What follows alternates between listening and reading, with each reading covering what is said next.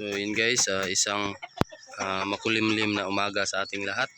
Ayan, dito muli tayo sa ating munting backyard. So kakatapos lang nating magpakain sa ating mga alagang manok. Guys, ito yung iba natin, oh. Yan.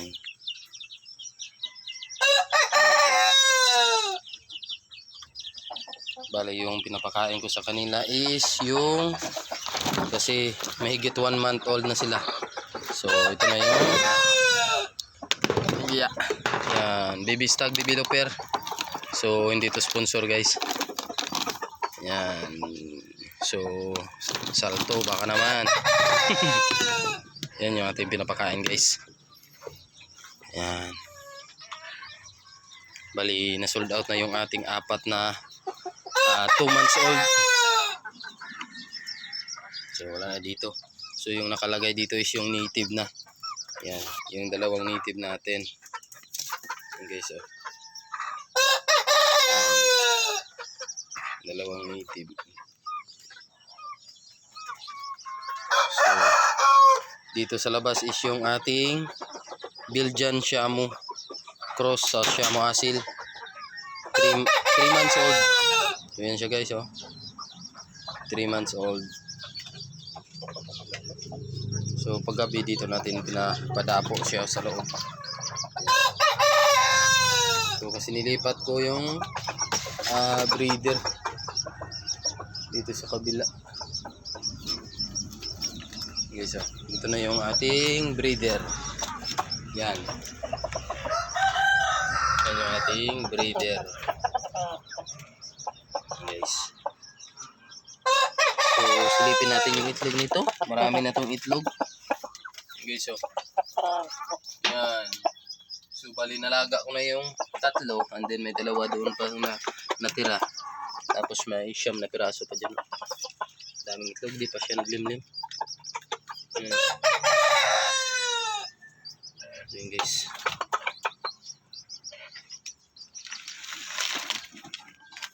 So Galimax 2 plus yung ating patuka sa ating breeder. So dito yung ating native na cross sa Shamu. So yan, so upgraded native chicken lang to guys. So, may 7 pasisyo.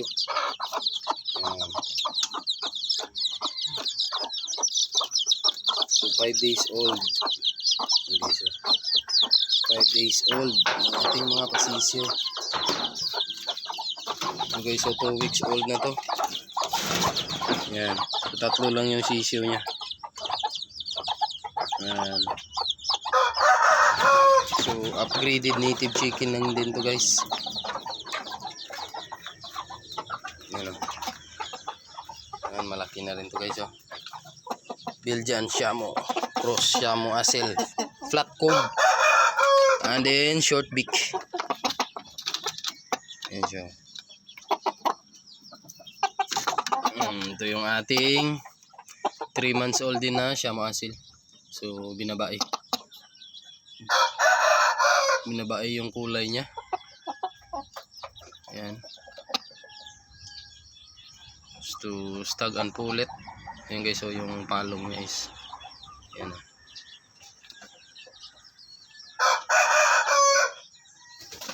Ayan. So yan siya.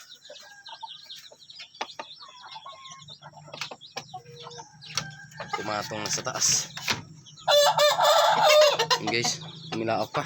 Isa pa nga. Ito, umilaok siya. So yan guys, oh. Lumiwanag na yung ating munting manukan.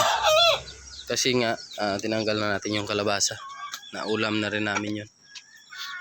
So yung next natin is yung ito guys, oh. Tumubo na. Yan yung sayote.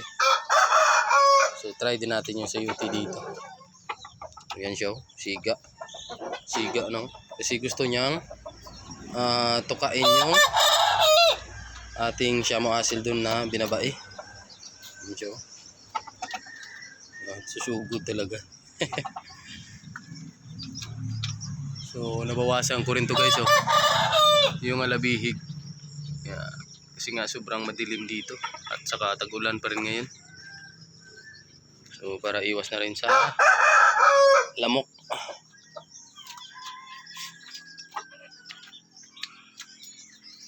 Guys, so bali ito na lang yung natitirang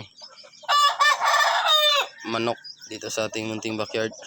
So naghahanap pa tayo ng breeder na hen para madagdagan din yung ating palahi dito. Yan, tumitilaok na rin yung binabae na yun eh. So mas nauna yung nag-matured kaysa dito sa ating Belgian Shamu Cross Shamu Asil flat comb. Okay, so yan.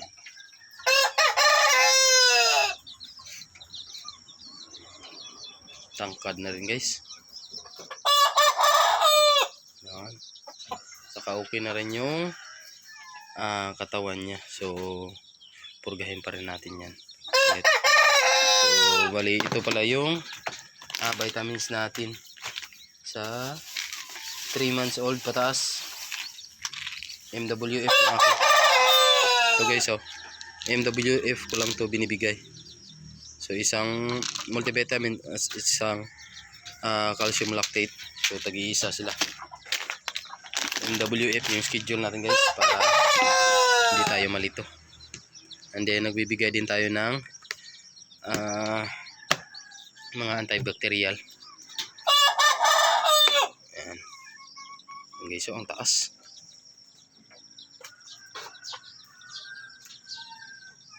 So yan. So hindi rin sila makawala dito kasi may net tayong nilagay dito. So ganunin lang natin yan guys oh, para hindi talaga sila makawala. So mahirap na kasi mga ganitong klaseng manok pag nakawala to or nakalabas, hindi na makakabalik. Iwan ko kung anong ginagawa nila. Nilagyan siguro ng kapayas. Sarap tinula to guys oh. Yan oh. Ayan, yung tumitilaok na yan. So 3 months old and 1 week. So yan na siya guys. Ang taas na. Yan. So marami pa rin tayong pinapangarap na manok. Yun nga lang mahal, sakit sa bulsa no. So dito lang muna tayo sa ating pinaparami na to na Shamu Asil. Ayan, matangkad din kasi yung tatay nito guys oh. Belgian Shamu. Tapos yung kanyang nanay is Shamu Asil na short beak.